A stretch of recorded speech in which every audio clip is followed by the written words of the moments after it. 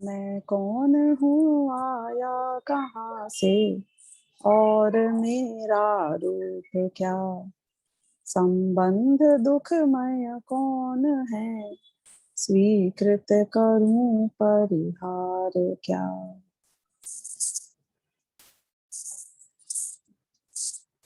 हमारी चर्चा वीतरागता से शुरू होकर सर्वज्ञता पर कल आई थी। सर्वज्ञता को और थोड़ा और विशेष रूप से समझकर वीतरागता के साथ उसका क्या सुमेल है, इसे समझते हुए आज हम इस पूरे विषय का निष्कर्ष करेंगे। सर्वज्ञता में जो कुछ बातें कल हमने समझी वो ये थी। सबसे पहली बात तो ये कि मैं अपने हाथों से समुंदर को नापने चलूंगा तो समुंदर का पार नहीं पा पाऊंगा। कुछ चीजों में जहां अपनी बुद्धि नहीं चलती है, कुछ चीजों में जहां हमें पता है कि हम इतने सक्षम नहीं हैं, वहां पे जो सक्षम हो उसकी बात पे विश्वास करके उस बात को मान लेना चाहिए। जैसे कि हम मानते हैं कि मोबाइल की टेक्नोलॉजी है, फैक्स की टेक्नोलॉजी है, ये किस तरीके से काम करती है कि अपने में तो नहीं है बुद्धि, भाई हम नहीं बना सकते मोबाइल, हम फैक्स मशीन नहीं बना सकते, हमें नहीं पता ये काम कैसे होता है। लेकिन जो बुद्धिशाली हैं वो जानते हैं, उनने कर लिया तो उनके ऊपर विश्वास किया ना हमने, तर्क में बिठा लिया हमने। यहाँ पे भी तर्क है कि क्या ज्ञान कुछ जीवों में कम होता है और कुछ जीवों में अधिक होता है। क्या हमारा ही ज्ञान किसी अवस्था में कम और किसी अवस्था में ज्यादा होता है। जैसे कि अभी मैं पर्याय की अपेक्षा बात कर रही हूं, जब अवस्था कहूं तो पर्याय समझना। ज्ञान गुण में तो फर्क नहीं है, उसके संपूर्ण सामर्थ्य में फर्क नहीं है, लेकिन वर्तमान की अवस्था में तो फर्क हो ही सकता है ना। क्योंकि मुझे तो याद है भाई कि जब मैं छोटी थी मुझे तो पढ़ना लिखना ही नहीं आता था। फिर मैं अगर आज से 10 साल 20 साल पहले की भी स्वानुभूति को देखूं तो इतना तेज नहीं था दिमाग जितना आज लगता है, और हो सकता है कि अगले 20 साल बाद भी इतना तेज ना रह जाए। उम्र के साथ तो फिर ढल जाएगा ना। तो ज्ञान को हम स्वयं के जीवन में कम ज्यादा होते हुए देखते हैं। एक ही जीवन में भिन्न भिन्न लोगों में भी हम ज्ञान की अधिकता और हीनता देखते हैं कि नहीं देखते हैं। अवस्था की बात कर रही हूँ, पर्याय की बात कर रही हूँ कि बिल्कुल देखते हैं। भिन्न भिन्न मनुष्यों में भी देखते हैं। जानवरों और अपना अगर हम अपना कंपैरिजन करें तो फर्क है या नहीं है। जो जानवरों की क्षमता है और जो मेरी क्षमता है उसमें फर्क है कि नहीं है प्राप्त अवस्था में, कि बहुत फर्क है। एक पेड़ को जाके मैं प्रवचन सुना दूं, कुछ समझेगा वो? कि सारी शक्तियां आत्मा में भले ही होती हों, एक निगोदिया जीव के आत्मा में भी केवल ज्ञान स्वभाव भरा पड़ा है। लेकिन उस प्राप्त पर्याय में अक्षर के अनंतवें भाग समान रह जाता है ज्ञान। जब कई बार हम ज्ञान के क्षयोपशम की बात करते हैं, जब कई बार हम ऐसा कहते हैं कि निगोदिया जीव में या पेड़ों के जीव में ज्ञान का क्षयोपशम बहुत कम होता है, तो लोगों को पता है ये भी भ्रम हो जाता है कि ज्ञान कम होता है ना तो कष्ट भी कम होता होगा। नहीं, चींटी को मरने की उतनी तकलीफ नहीं होती होगी जितनी अपने को मरने की होती है, ऐसा लोगों को लगता है। निगोदिया जीव को मरने की इतनी तकलीफ नहीं होती होगी जितनी हमें होती है, ऐसा लगता है हम में से कई लोगों को। वो जानते ही कितना है कि एक बात बताइए कि एक बकरा है, हाँ ठीक है मेरे जितना ज्ञान का क्षयोपशम उसका ना होगा, लेकिन अगर उंगली मेरी कटे और एक उंगली बकरे की कटे तो उस उंगली कटने के एहसास में फर्क है कि नहीं है? कि कोई फर्क नहीं है। इनफैक्ट उल्टा जरूर होता है कि जब हम में सक्षमता कम होती है तब हमारी कषाएं ज्यादा तीव्र होती है और दुख भी हमारा बहुत ज्यादा होता है। मैं बताऊं कैसे आपको, उदाहरण दूं इसके लिए भी। सीधे बहुत समय नहीं है, मुझे बातें बहुत सारी करनी है। एक्सट्रीम उदाहरण देती हूँ कि हमारे साथ तो फिर भी ना एक कन्वीनियंस है कि समझो यदि आवाज बहुत तेज कहीं से और बहुत खारी आ रही है और मुझे बहुत अखर रही है, मैं अपना उपयोग उस आवाज से हटा दूं, मैं कुछ देखने में लग जाऊं, मैं कुछ सोचने में लग जाऊं, मैं कुछ खाने में लग जाऊं, तो मैं उस आवाज को नहीं दुख भोगूंगी, उस आवाज से जो उत्पन्न हुआ है निमित्त से। पेड़ के पास क्या ऑप्शन है? पेड़ के पास अगर समझो उसको एक छोटा सा कीड़ा कुरेद रहा है लगातार, पेड़ के पास क्या ऑप्शन है? क्या वो कुछ खाने में दिमाग लगा सकता है कि रसना इंद्रिय नहीं है उसके पास? कुछ सुनने में दिमाग लगा सकता है कि कर्ण इंद्रिय नहीं है उसके पास? किस में दिमाग लगाएगा वो? कुछ देखने में दिमाग लगा सकता है कि उसकी चक्षु इंद्रिया नहीं है? टोटल एक इंद्रिय है। मन में कुछ विचार करने लग जाए कि मन नहीं है? कल्पनाओं के पुल नहीं बांध सकता है? तो जिसके पास सिर्फ एक ही इंद्रिय है, जिसका नाम है स्पर्शन इंद्रिय, और निरंतर उस स्पर्शन इंद्रिय के ऊपर कोई आघात कर रहा है, कोई कीड़ा उसे कुरेद रहा है, खा रहा है, उसके अंदर डिग कर रहा है, क्या ऑप्शन है? उसको जानकर उसको भोगने के अलावा कोई ऑप्शन नहीं। हमारे योद्धा तो फिर भी समझो मारने के परिणाम में इतना बिजी हो जाते हैं कि भोगने के परिणाम थोड़ा कम हो जाता है। लेकिन उस पेड़ के पास करने के लिए है क्या?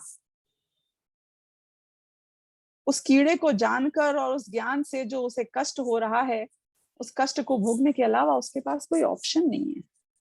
मैं आपको ये बताने की कोशिश कर रही हूं कि वो निगोदिया आपसे कहीं ज्यादा दुखी है। आप तो डिस्ट्रैक्ट हो जाते हो, आपका ध्यान तो कहीं और चला जाता है, और सुख दुख का इस बात से कोई लेना देना नहीं है कि ज्ञान का क्षयोपशम कम या ज्यादा हो। जो थोड़ा बुद्धू है, उसकी उंगली कटती है तो उसे कम दुखता है क्या? जो ज्यादा इंटेलिजेंट है उसकी उंगली कटती है तो ज्यादा दुखता होगा क्या? कि दर्द का ज्ञान से क्या लेना देना भाई?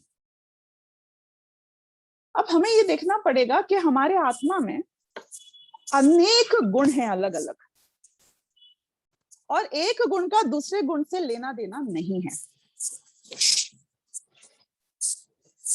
रूप तो है एक शक्ति का दूसरी शक्ति में, ऐसा नहीं है कि बिल्कुल लेना देना नहीं हो, लेकिन कार्य सबका भिन्न भिन्न है।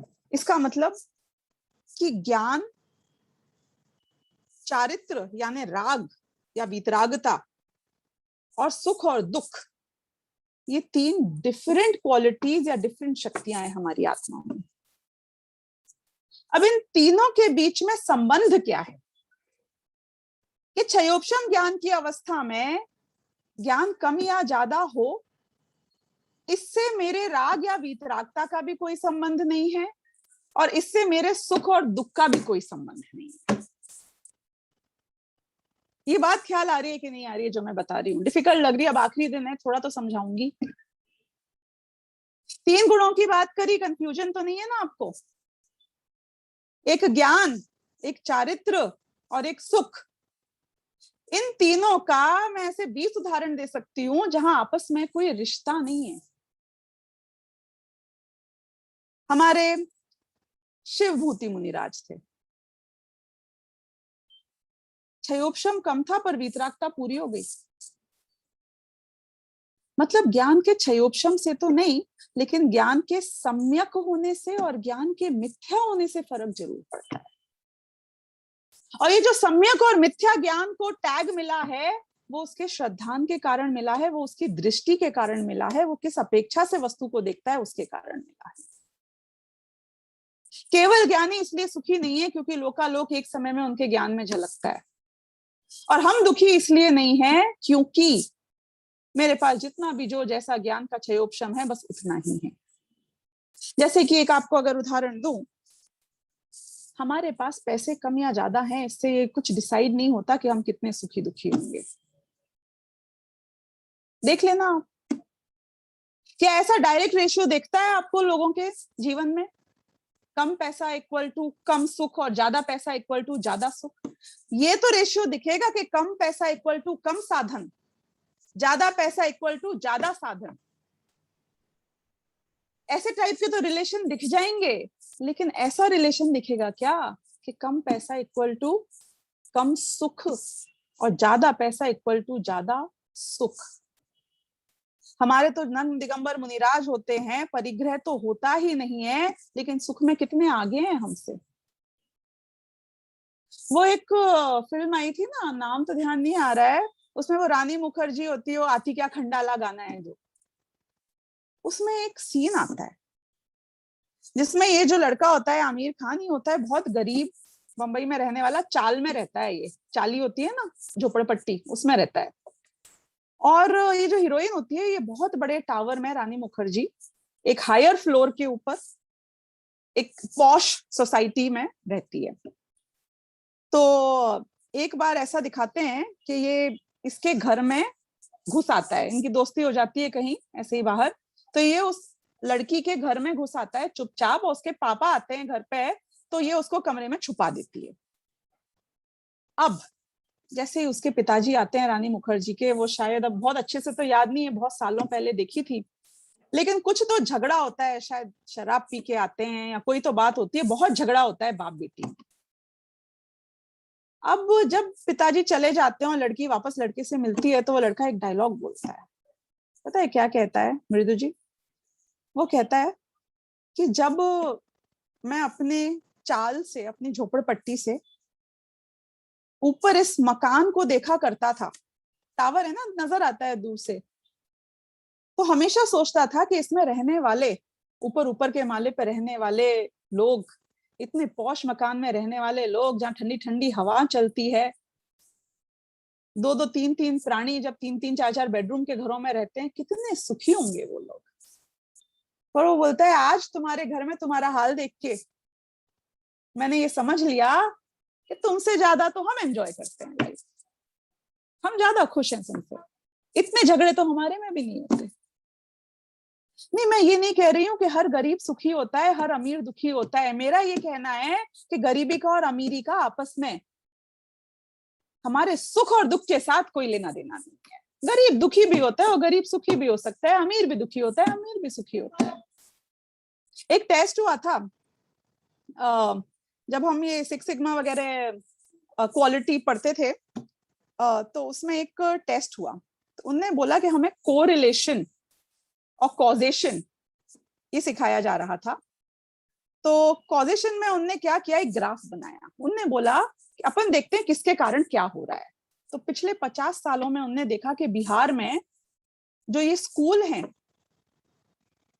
इनकी संख्या घटी है, कम हो गए हैं, पिछले 50 सालों में स्कूल कम हो गए हैं। और नहीं सॉरी मैंने उल्टा बोल दिया, पिछले 50 साल में स्कूल बढ़ गए हैं, स्कूलों की संख्या बढ़ी है, धीरे धीरे हर साल नए स्कूल खुले हैं तो स्कूल ज्यादा हो गए हैं। और पिछले 50 साल में ही सेम वो जो लाइन ग्राफ बनाया, उसी रेशियो में उनने ये देखा कि अपराध की दर भी प्रति साल बढ़ती जा रही है। तो उनने बोला कि इसका मतलब है कि जितनी ज्यादा लोग पढ़ेंगे लिखेंगे उतने अपराधी ज्यादा बनेंगे। सही बोल रहे हो ना? इसलिए स्कूलों को बंद करा दिया जाए तो अपराध खत्म हो जाएगा। वहां वो कहते हैं कि ये दोनों का ट्रेंड हो सकता है कि एक साथ कम से ज्यादा हुआ हो, इनमें कोरिलेशन हो सकता है, लेकिन इनमें कॉजेशन नहीं ढूंढना चाहिए, कारण कार्य नहीं है। ये हो सकता है ना कि है बस एक ही काल में ऐसा हुआ, इसका मतलब ये नहीं है कि इसके कारण वो हुआ। तो ऐसा हो सकता है कि कई अमीर लोग, कई पैसे वाले लोग, वो मोस्टली हमें ज्यादा सुखी नजर कभी आ गए हों, उसका अर्थ ये नहीं है कि पैसा सुख का कारण।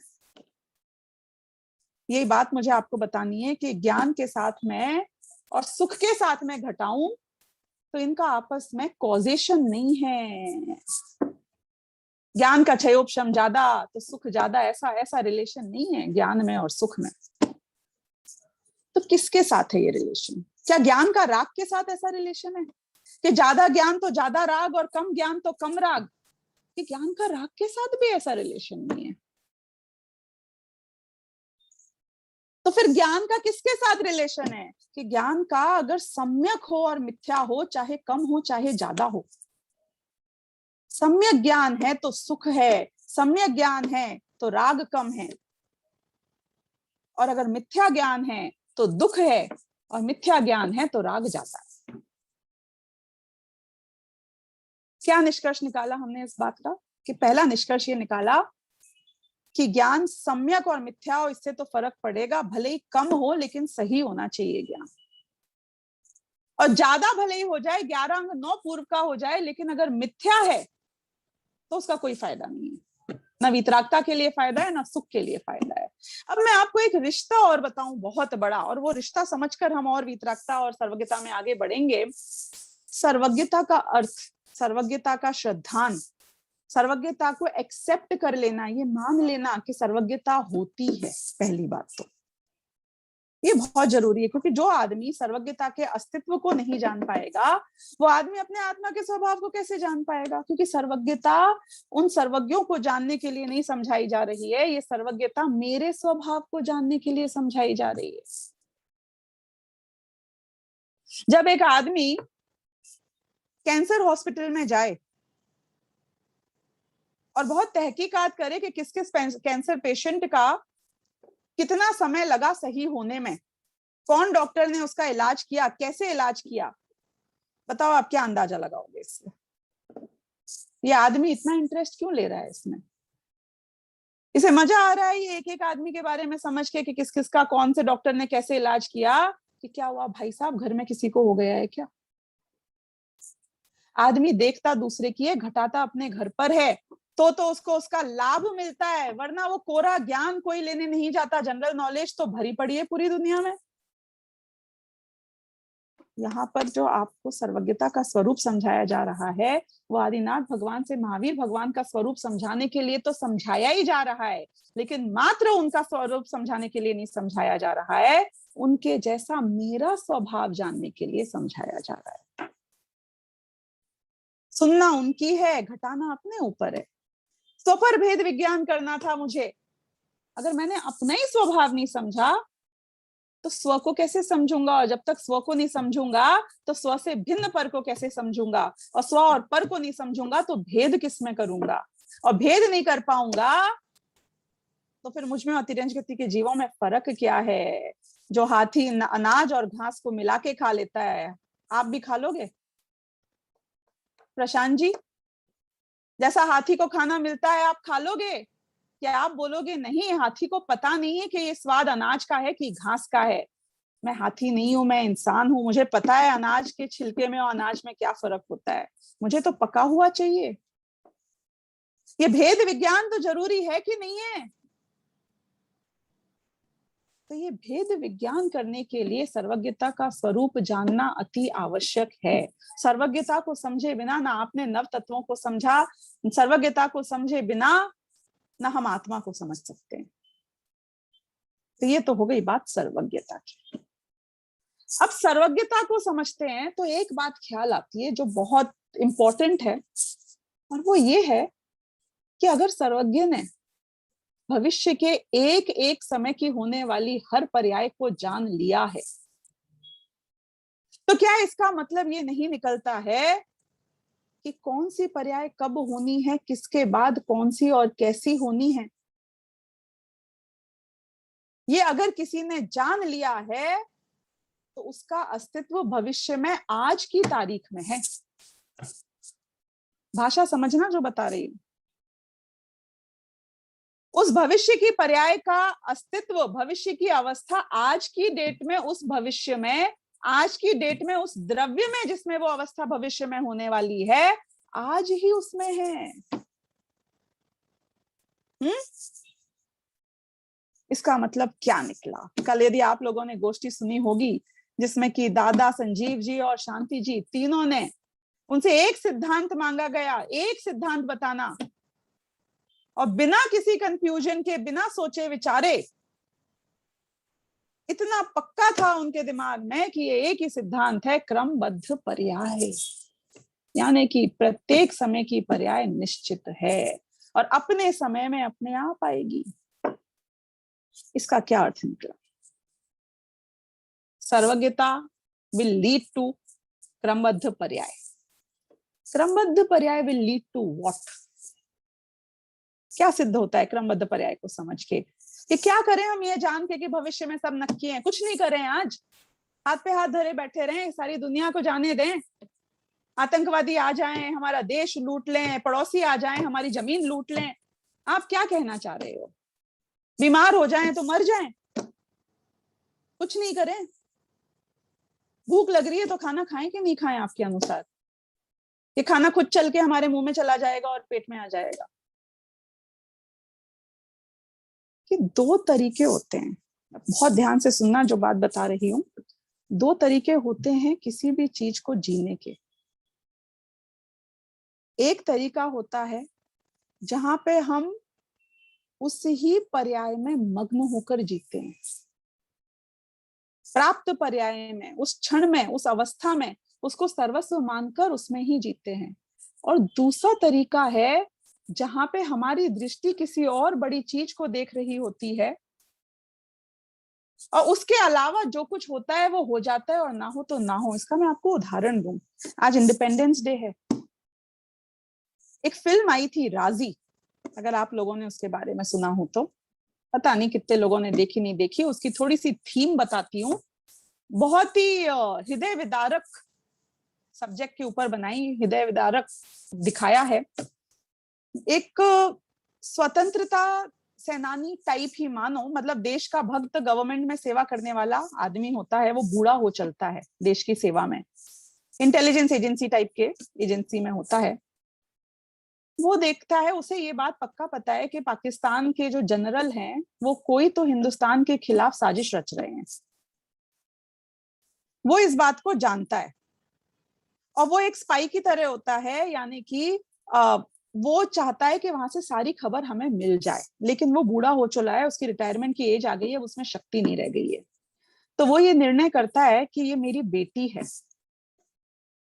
22-23 साल की, ये बेटी, और ये जो जनरल है पाकिस्तान में जिनकी मुझे सब मालूम करनी है बात, उनका बेटा है 25-26 साल का।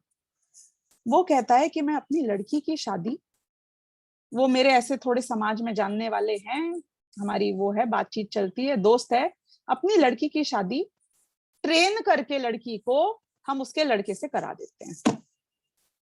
ये उनके घर में रहेगी बहू बन के, सबका दिल जीतेगी, उनके घर में सब जगह ट्रांसमीटर लगा देगी, उनके ऑफिस में क्या क्या बात चल रही है, हिंदुस्तान के खिलाफ क्या प्लानिंग चल रही है, वो सब हमें बता देगी, और इन सब को वहां पर समझो इनकी पूरी प्लानिंग को बर्बाद कर देगी। अपनी लड़की को वो प्रपोज करते हैं अपने सीनियर को कि मैं उसको भर्ती करता हूँ, उसको ये पूरी ट्रेनिंग दूंगा। और इस लड़की का ऐसा फिल्म जब शुरू होती है तो ऐसी सेंसिटिविटी है उसमें, ये दिखाते हैं, इतनी संवेदनशील है कि एक सड़क के ऊपर एक खरगोश जा रहा होता है, रोड क्रॉस कर रहा होता है, तभी कोई गाड़ी आ रही होती है, तो वो सब छोड़ छाड़ के भाग के दौड़ के उस खरगोश को उस गाड़ी के नीचे आने से बचाती है। यानी कि वो एक तिरंज गति के जीव की भी हिंसा नहीं देख सकती है, बहुत कोमल हृदय होता है उसका। उस लड़की की मिलिट्री ट्रेनिंग करते हैं 6 महीने 8 महीने, उसकी शादी की बात करते हैं। पिताजी जानते हैं कि एक बार वहां पे गई तो अब ये वापस आएगी कि नहीं आएगी, मतलब मर जाएगी ऑब्वियसली, क्योंकि पकड़ी गई या उनको मारने में बहुत मुश्किल है, एक बार पाकिस्तान गई तो ये। लेकिन उसको एक जासूस बनाकर, और जासूस भी कैसे बनाएंगे कि वो लोग इतना विश्वास करें कि उनके घर में शादी कराकर इस लड़की को विदा कर दिया जाता है। उस लड़की का नाम है राजी इस फिल्म में। अब मुझे जो आपको बात समझानी है वो यहाँ समझा रही हूँ। ये लड़की जब उस घर में जाती है, ऐसा दिखाते हैं कि वो परिवार के लोग बहुत अच्छे होते हैं, जो पति उसका बनने वाला है, मतलब बन गया है अब तो, जो समझो सास होती है, मतलब सारे लोग बहुत अच्छे हैं, बहुत प्रेम के साथ इसको रखते हैं। और ससुर जी हैं वो मिलिट्री जनरल हैं जो ये सब कॉन्स्पिरेसी कर रहे होते हैं, पर घर में तो मोस्टली वो ये सब डिस्कशन करते नहीं है। कभी कोई मीटिंग होती है तो भी ये सारी व्यवस्था करके रख देती है, एंटीना लगा देती है, छुपकर सब कर देती है। अब दिखाते हैं कि ये दिल जीतना चाहती है उन लोगों का, पूरे परिवार का दिल जीतना चाहती है, ताकि इसके सामने भी बातें हो, इस पे विश्वास हो, ये मालूम कर सके, यही चाहेगा ना कोई भी, नहीं तो उसे पता कैसे चलेगा सीक्रेट क्या है। और वो पति आता है, वो पति को इससे प्यार होता है, वो बोलता है तुम नहीं नहीं आई हो, मैं तुम्हें छूंगा भी नहीं, जब तुम आराम से यहाँ सेटल हो जाओगी तब अपन बात करेंगे। ये भी मतलब धीरे धीरे इसको वो भी अच्छा तो लगने लगता है, लेकिन इसके दो धाराएं चल रही हैं थ्रू आउट। जब से ये उस घर में पहला कदम रखा, एक इसकी श्रद्धा है कि मैं हिंदुस्तानी हूं और मैं हिंदुस्तान के लिए मर सकती हूं। एक इसका ज्ञान है जो इस बात पे पक्का है कि मैं यहाँ पे एक्सपोज करने आई हूं कि ये हिंदुस्तान के खिलाफ क्या साजिश रची जा रही है। और एक उसका चारित्र है जिसमें वो घर संभाल रही है, कभी खाना बना रही है, कभी सबसे मीठी मीठी बातें कर रही है, उस परिवार में परिवार की बनकर रह रही है। और फिर ऐसा दिखाते हैं धीरे धीरे वो लड़का जिससे उसकी शादी हुई थी वो इतना बढ़िया ह्यूमन बीइंग होता है कि इसे उससे धीरे धीरे प्यार भी हो जाता है। लेकिन अपने प्यार को ये कुर्बान करने तैयार है, ये अपनी जान को कुर्बान करने तैयार है, यहां तक कि उन सबकी मृत्यु इसके कारण होती है। पूरे परिवार के मरने का कारण ये बनती है वही परिवार जिसमें एक एक व्यक्ति इतना अच्छा होता है, इसका इतना ख्याल रखता है, क्योंकि वो क्लियर होती है, उसका कॉन्सेप्ट एकदम क्लियर होता है कि मैं यहाँ क्यों आई हूँ और मुझे क्या करना है और वास्तविकता क्या है मेरे इस शादी की। ये शादी एक कॉन्ट्रैक्ट है, ये मेरा एक मिशन है, ये कार्य है मेरा, जो करके मुझे वापस अगर जिंदा बच के लौट पाऊं तो भारत लौट जाना है, और मर जाऊं तो मर जाऊंगी। अब हमने क्या समझा इससे कि एक तो बहुत सारी घटनाएं घट रही हैं, बहुत सारी एक्शंस, क्रियाएं पारिवारिक जीवन की, वो जो छुपा छुपा कर लगा रही है वायर, उस सब की वो सब घट रही है। लेकिन वो लड़की इस सबको उस इमोशन में बह के नहीं कर रही है, वो लड़की इस सबको अपने इस ज्ञान के साथ कर रही है कि मुझे तो अपना मिशन पूरा करना है। थोड़ी बहुत ऊंच नीच हो जाए, नॉर्मल लड़की होती तो उसका क्या फोकस होता कि नए घर में गई हूं, सारा काम मैं करूंगी कि सारा काम सास करेगी, कि हम दोनों मिलजुल कर करेंगे। मतलब मैं आपको बता रही हूँ ये छोटी छोटी चीजों में प्राप्त पर्याय में तन्मय हो जाती कि ये पति ने क्या बोला, ये प्यार करता है कि नहीं करता है। ये एक छोटी छोटी चीज उसके लिए इतनी बड़ी हो जाती जैसे कि सामान्य लड़कियों की होती है कि शादी के बाद में जीवन में क्या इंपॉर्टेंट होता है कि जब वो पार्टी हुई तो मैंने कौन से कपड़े पहने, इसके लिए भी वो एक हफ्ता बर्बाद कर सकती है। पर राजी का क्या था दिमाग में, एक मिशन था, वो क्या कपड़े पहन रही है, क्यों पहन रही है, लोग क्या देख रहे हैं, क्या सोच रहे हैं, क्या लॉन्ग टर्म प्लानिंग चल रही है, मेरे जीवन की शादीशुदा बच्चे करने हैं नहीं करने, ये सब नहीं है उसके मन में। उसके मन में है मैं अपना सीक्रेट जानूं, अपना मिशन पूरा करूं और निकल जाऊं। ये दृष्टि में, ज्ञान में भेद हो सकता है कि नहीं हो सकता है कि उसी पर्याय में रहते हुए भी आप उससे छुए नहीं जाओ, अछूते रहो। खास तौर पे उन्होंने ये सीन दिखाया शुरुआत में कि वो खरगोश के भी खून को बर्दाश्त नहीं कर सकती है देखकर कि उसे चोट भी लग जाए, उसके पांव में हल्की सी लग गई तो उसने उसको बहुत देर तक संभाला। वो ही लड़की यहाँ पे इंसानों को भी मारने के लिए आ गई है और मारती है। एक बार उसको, उसकी चोरी पकड़ी जाती है तो गाड़ी से वहां के जो पुलिस वाले जनरल कोई तो होंगे जो उनकी हत्या तक कर देती है। उनको खत्म करना उसका उद्देश्य है, जो लोग खिलाफ देश के साजिश रच रहे हैं।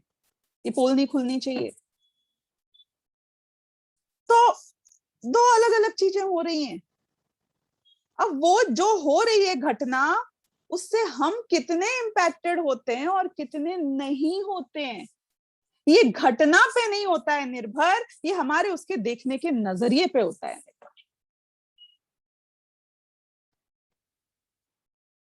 वो घटनाएं तो क्या क्या घट रही हैं वहां पे, उसका वेलकम हो रहा है, उसके लिए पार्टी हो रही है, उसका देखने का नजरिया क्या है।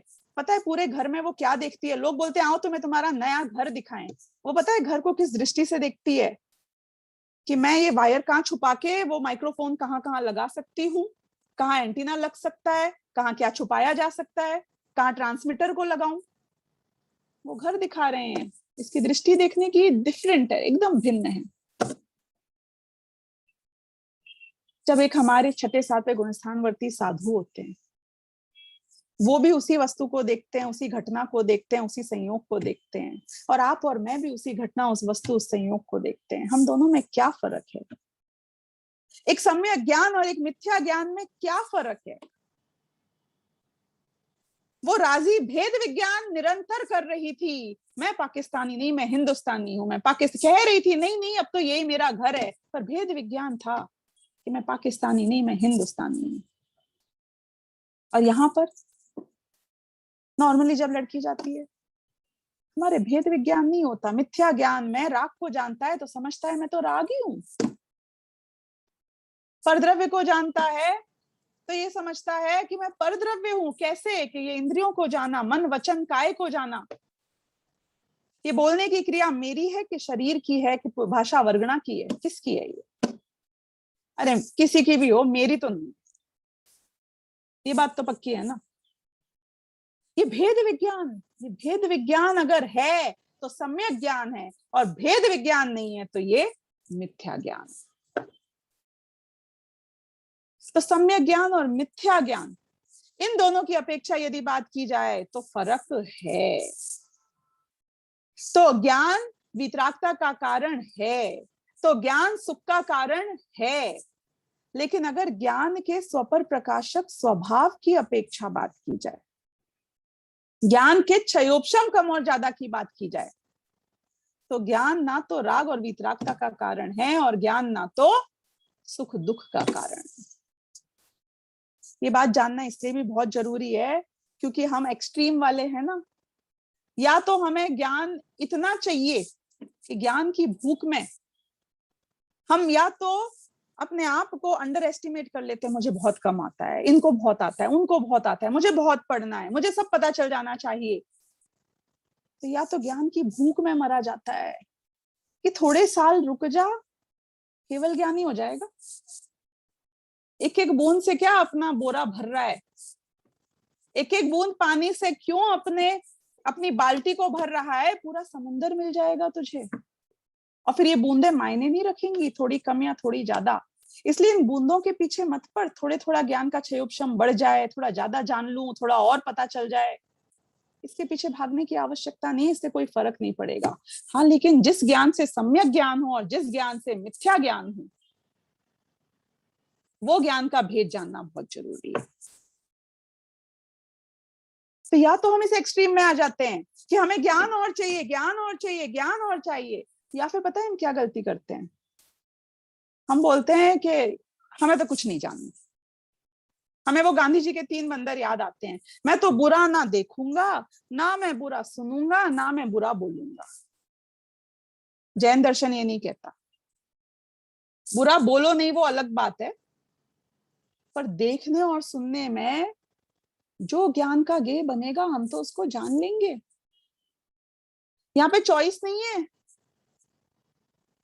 प्रति समय की ज्ञान की पर्याय में क्या गेय आने वाला है, ये भी तो नक्की है। हा? हम चॉइस करने बैठ जाते हैं, हम डिसाइड करने बैठ जाते हैं क्या जानना है क्या नहीं जानना है। कि तुम डिसाइड कहाँ कर सकते हो क्या जानना है क्या नहीं जानना है, कब जानना है, कितना जानना है, किसको जाने किसको नहीं जाने। क्योंकि ज्ञान तो एक रोशनी है, उसके आसपास जो होगा वो रोशन हो जाएगा। ज्ञान तो ऐसा है कि जो झलकेगा वो झलकेगा। देखो एक आईना हूं और आईने के ऊपर मैं बोलूं मैं नहीं चाहती हूँ कुछ भी झलके, तो एक काम करते हैं, इस आईने को ढक देते हैं एक कपड़े से, कुछ नहीं झलकेगा। कुछ झलक रहा है कि नहीं झलक रहा है वो आईने में सेजल? वो कपड़े से ढक दिया आईने को, तो उस आईने में कुछ नहीं झलक रहा है ना। कि कपड़ा तो झलकेगा, कपड़े को कहाँ ले जाओगे? ज्ञान का स्वभाव है जानना स्व और पर दोनों को। तुम स्वभाव में छेड़ाछाड़ी करना चाहते हो, तुम अग्नि में से उष्णता छीनना चाहते हो, तुम नमक में से खारापन छीनना चाहते हो। दोनों ही एक्सट्रीम नहीं चलेंगे। ना ज्ञान की भूख होनी चाहिए ज्ञान के क्षयोपशम को बढ़ाने की, और ना ज्ञान मुझे पर को जानना ही नहीं है ऐसा संकोच होना चाहिए। तो फिर क्या करें आप बताओ, करना क्या है? आप बताओ करना क्या है? कि अब भी नहीं समझे, अब भी नहीं समझे कि ज्ञान में जो झलकता है वो तो अपने काल में अपने आप झलकेगा। और करना तो तुमको कुछ भी नहीं है, क्योंकि क्रमबद्ध पर्याय श्रद्धान हो, इसका अर्थ निकलता है कि अकर्तावाद का श्रद्धान। अगर लिख रहे हो तो लिख लेना, सर्वज्ञता विल लीड टू क्रमबद्ध पर्याय एंड क्रमबद्ध पर्याय विल लीड टू अकर्तावाद। क्रमबद्ध पर्याय का अर्थ है कि कोई किसी और का कुछ कर नहीं रहा है, मेरे में मेरी पर्याय होती है, उसको क्योंकि मुझ में होती है उसका कर्ता कहा जाता है, लेकिन कर्ता भाव से मैं उसको नहीं करता हूं, मैं करूं ऐसा सोच के नहीं करता हूं, वो तो अपने आप होती है। अग्नि को गर्म करना पड़ता है अपने आप को, क्यों करना चाहिए ना, अग्नि की जिम्मेदारी है, उष्णता उसका स्वभाव है, तो फिर उसे गर्मी करनी चाहिए। ये क्या करनी चाहिए लगा रखी है आपने। ये भाषा गलत है कि सही है कि अग्नि को गर्म करना चाहिए? कि अरे जो है उसको क्या करेगा, मुझे जानना चाहिए जानना चाहिए। अरे तू ज्ञान है तो इसमें क्या करेगा, तो क्या करना है, क्या करना है कि तुझे शब्द का अर्थ समझ में नहीं आ रहा है या समझना चाहता नहीं है, कह दिया ना अकर्तावाद।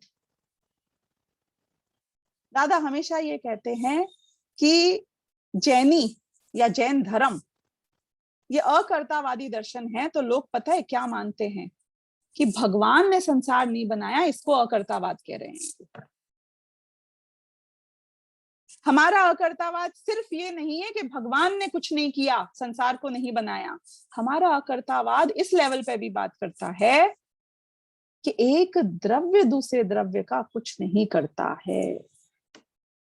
हमारे अध्यात्म का अकर्तावाद उससे भी एक लेवल ऊपर जाता है कि हम आपस में द्रव्यों की बात नहीं कर रहे हैं, मैं खुद भी अपने भविष्य में क्या करता हूं, भविष्य तो अपने आप हो रहा है ना। देखो कई बेवकूफ ऐसा कहते हैं हमने इस बच्चे को पाल पोस के बड़ा कर दिया।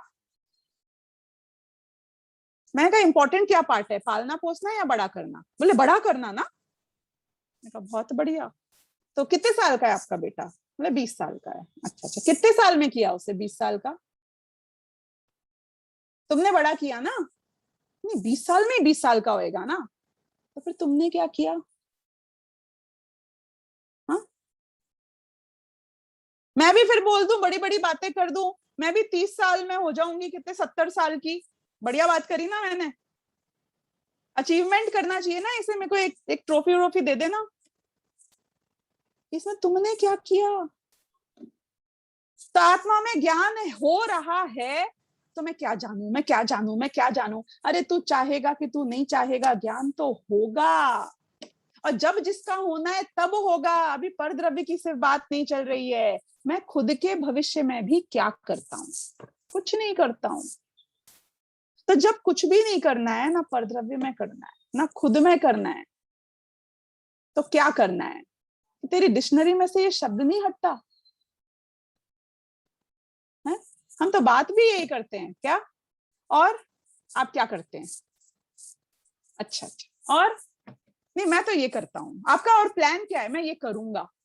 मतलब कभी विचार किया कि हम कितने मतलब पगला गए हैं ये करना करना करना से? इसके बिना तो हमारा विचार नहीं होता, इसके बिना हमारे शब्द नहीं निकलते, इसके बिना कोई जीवन जीवन नहीं लगता हमको। जितनी गहरी इस कर्तावाद की जड़ें हमारी मान्यता में हैं, उतने ही गहराई में जाकर इसको खोद के बाहर निकालना पड़ेगा। क्योंकि जब तक अकर्तावाद के सिद्धांत पर पक्का श्रद्धा नहीं हो जाती, तब तक आपकी श्रद्धा क्रमबद्ध पर्याय की सच्ची नहीं है। और जब तक क्रमबद्ध पर्याय की श्रद्धा सच्ची नहीं हो जाती, तब तक सर्वज्ञता की श्रद्धा पक्की नहीं है। जब तक सर्वज्ञता की श्रद्धा पक्की नहीं हो जाती, तब तक सच्चे देव शास्त्र गुरु की श्रद्धा पक्की नहीं है। और जब तक सच्चे देव शास्त्र गुरु की श्रद्धा पक्की नहीं हो जाती, आप सिर्फ नाम मात्र के जैनी हो। सरनेम है, गवर्नमेंट आपको जैन साहब मानती है, वो अलग बात है। जैनी होने के लक्षण तो कुछ नहीं है ना। तो सबसे बड़ी बात यह है कि अकर्तावाद के सिद्धांत को अपना जितना लॉजिक लगाना है लगा लेना, जितना तर्क लगाना है लगा लेना, पर इस सिद्धांत को हमें मानना ही होगा। अब अकर्तावाद को मानेंगे तो क्या होगा? नेक्स्ट, अकर्तावाद विल लीड टू व्हाट? जब मुझे कुछ करना ही नहीं है तो फिर मैं आराम से रहूंगा ना। जब शिविर पूरा हो जाएगा तो आप पीयूष जी से बात करना कि और पीयूष जी कल बात करना, अभी क्या कर रहे हो आप? बोले हो गया ना शिविर पूरा, आज मैं आराम करूंगा, काम कर लिया खूब मैंने पिछले 1 महीने से, आज मैं आराम करूंगा। बनारसीदास जी कहते हैं मन पावे विश्राम। आत्मा का जब अनुभव होता है तो आपके दिमाग में जो करतापना, ये करूं वो करूं इसे करूं उसे करूं, ये जो इतना स्ट्रेस ले रखा है, इतना बोझा अपने सिर पे माथे पे लगा रखा है करने का, ये सारा कर्ता भाव जब छूट जाएगा तो आदमी क्या करेगा कि उसके मन को विश्राम मिलेगा। अब थोड़ा आराम मिला, अब सारे काम हो गए। 50 जन आपके घर में खाना खाने आए थे, विमला जी, सब गए अपने घर, अब आप क्या करोगे? क्या करोगे? अब मैं आराम करूंगा, अभी कोई काम नहीं है, आज कुछ काम करने के लिए नहीं है, आज का सब काम हो गया।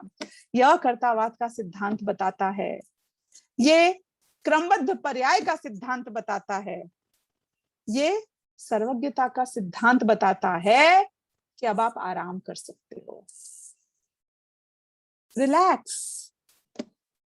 कि फिर ये बिगड़ जाएगा, वो बिगड़ जाएगा, ये गड़बड़ हो जाएगी, नथिंग इज अंडर कंट्रोल। कोई आपके कंट्रोल में नहीं है, किसी पर आपका वश नहीं है, किसी को आपकी जरूरत नहीं है और आपको किसी की जरूरत नहीं है, तो क्या करूं मैं? आराम करो। ये आराम से रहना, इसी का नाम है सहजता, जिसको दादा इतना समझा रहे हैं। आराम, विश्राम, अकर्ता भाव। और जब आदमी सहज रहता है, जब उसके ऊपर स्ट्रेस नहीं होता है, बोझा नहीं होता है, इजी रहता है, जो हो जाए उसको बस होते हुए जान लेता है, इसे ही वीतरागता कहते हैं और इसी में सुख है।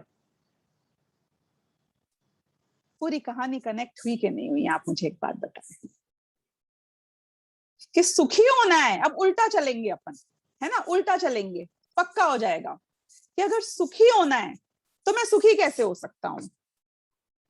कि जब मैं नेचुरल रहूं, जब मेरे ऊपर कोई प्रेशर नहीं हो, कोई बोझा नहीं हो, कोई फोर्स नहीं हो, कोई पराधीनता नहीं हो, है ना, तो मैं सुखी रह सकता हूं। तो सुखी होने के लिए जरूरी है कि मैं सहज रह पाऊं। सहज रहने के लिए जरूरी ये है कि मुझे कुछ करना नहीं हो, मैं अकर्तावाद में विश्वास रखूं।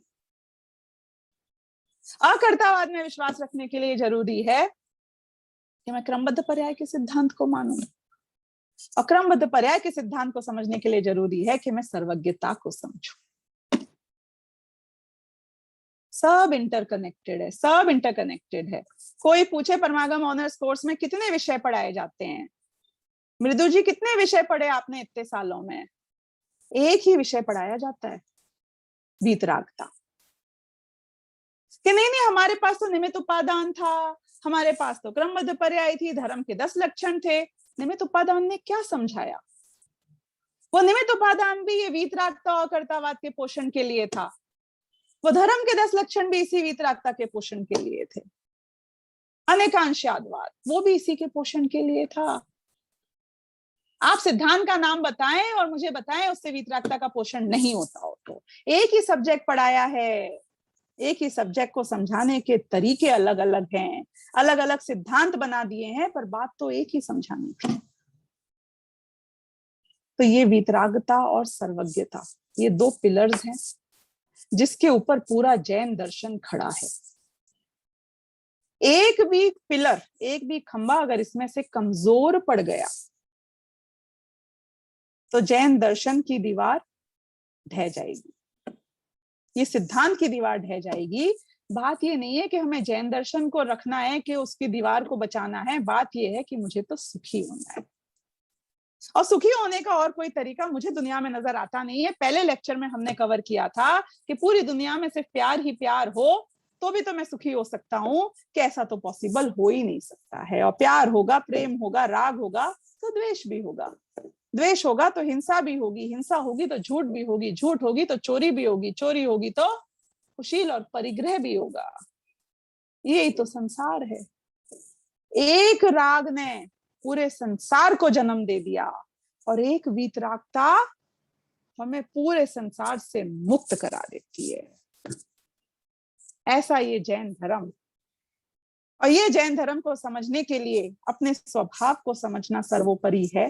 तो हम सभी अपने स्वभाव को और गहराई से समझें। इसी के साथ मैं ये पूरा जो विषय वितरागता और सर्वज्ञता, इसका यहाँ पे निष्कर्ष पूरा करूंगी। अब यदि आपको कोई प्रश्न है तो आप पूछ सकते हैं।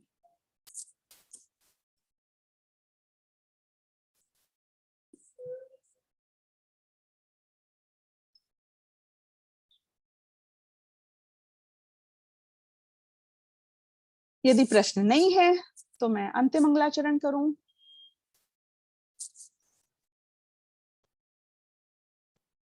ठीक है, बहुत बढ़िया।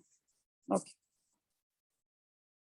सहजानंदी शुद्ध स्वरूपी अविनाशी हूँ आत्म स्वरूप। सहजानंदी शुद्ध स्वरूपी अविनाशी हूँ आत्म स्वरूप। सहजानंदी शुद्ध स्वरूपी अविनाशी हूँ आत्म स्वरूप। जावाणी के ज्ञान से सूझे लोकालोक, सो वाणी मस्तक नमो सदा देत हूँ ठोक। 9 बार नमोकार मंत्र।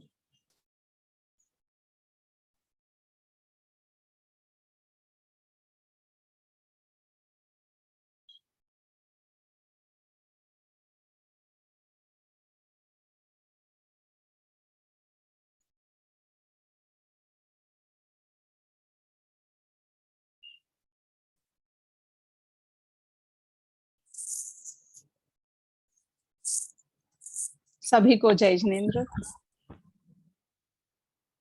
बहुत ही मार्मिक